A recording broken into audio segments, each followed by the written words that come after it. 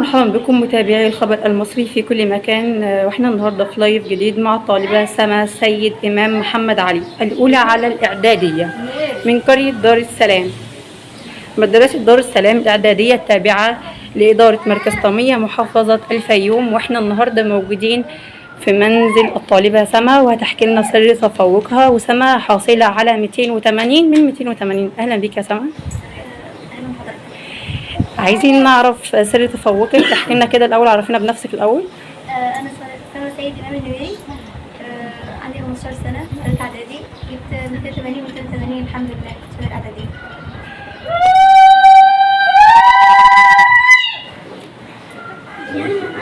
زي ما انتم شايفين الفرحه موجوده هنا في بيت سما بارك الله. وزي ما انتم شايفين معانا هنا الفرحه موجوده في بيت سما ووالدها يحكي لنا دعمه لسما كان ازاي.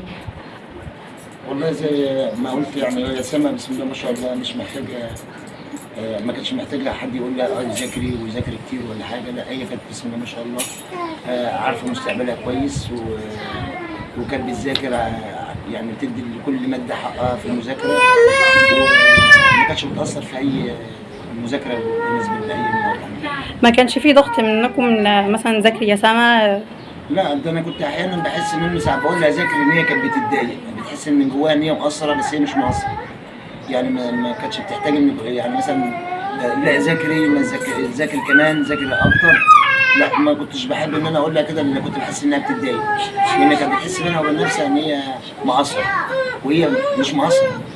لما كنتش برضه اقول لها اقعدي ذاكري، فهي كانت بتبقى عارفه مستقبلها كويس وكانت بتذاكر بتدي كل ماده. سما كانت متفوقة السنين اللي فاتت ولا دي أول سنة في تفوقها؟ لا والله، سما كانت طالعة الأولى في 6 ابتدائي على المدرسة، وكانت جايبة المجموع النهائي. اللهم بارك اللهم بارك. وطلعت الأولى في أولى إعدادي، وطلعت الأولى في ثانية إعدادي، والأولى في ثالثة إعدادي الحمد لله. متفوقة من زمان مش أول سنة. هل أنتوا كنتوا متوقعين إن سما تطلع من أوائل المحافظة؟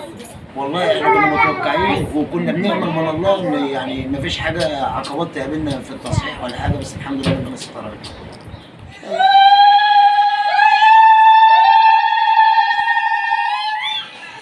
دلوقتي جدة سما معانا وجدها ويحكوا لنا كانوا بيساعدوا سما ازاي وكانت بتذاكر ازاي. اهلا بحضرتك، مبارك لسما. ممكن تحكي لنا سر تفوق سما وكانت بتدعموها ازاي وكانت بتذاكر ازاي؟ سما متفوقة لوحدها الحمد لله، وبتحب المذاكرة وعايزة تبقى حاجة جميلة لوحدها كده من غير ما حد يدعمها ولا حاجة. ربنا يبارك فيها يا رب، هي كويسة ومحترمة ومتدينة وبتحفظ القرآن، عشان كده اللهم بارك اللهم بارك. ربنا يبارك لها ويسألها عشان تحفظ القرآن. تمام. وانت جدها سما وبارك الله، يعني متفوقين الحمد رب العالمين، وربنا يوفقها وفي الدرجات النهائية في جميع المواد الإعدادية. اللهم بارك، ربنا يحفظها يا رب. وكل الدعم برضه الأساتذة الأفاضل، الأستاذ محمود والأستاذ عيد وجميع الأساتذة الأخرى، يعني صراحة يعني ما خلوش يعني أي جهد يحتاج طلع يعني ساعدوها كتير يعني الحمد لله العالمين. اللهم بارك. انت حابة توجهي رسالة للمدرسين اللي كانوا بيدعموكي كانوا بيشجعوكي؟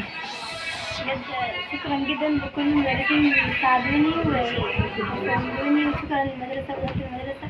شكرا لكل مدرس ساعدني ووثق فيا ووثق في قدراتي وكان بيشجعني نفسيا وماديا، كانوا حرفيا بالنسبه لي اكتر من المدرسين وكانوا بيعتبروني بنتهم. فبجد شكرا. انا لو قلت ايه برضه مش هقدر اوفي حقهم وحق اللي كانوا بيعملوه معايا.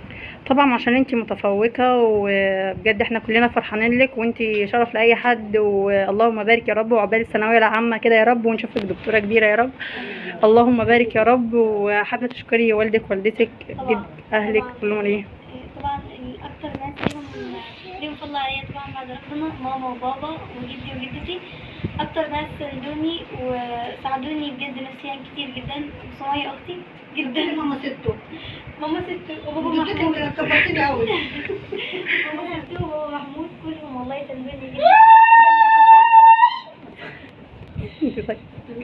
كلهم ساندوني جدا وكلهم كانوا بيشجعوني والحمد لله. كنت حابة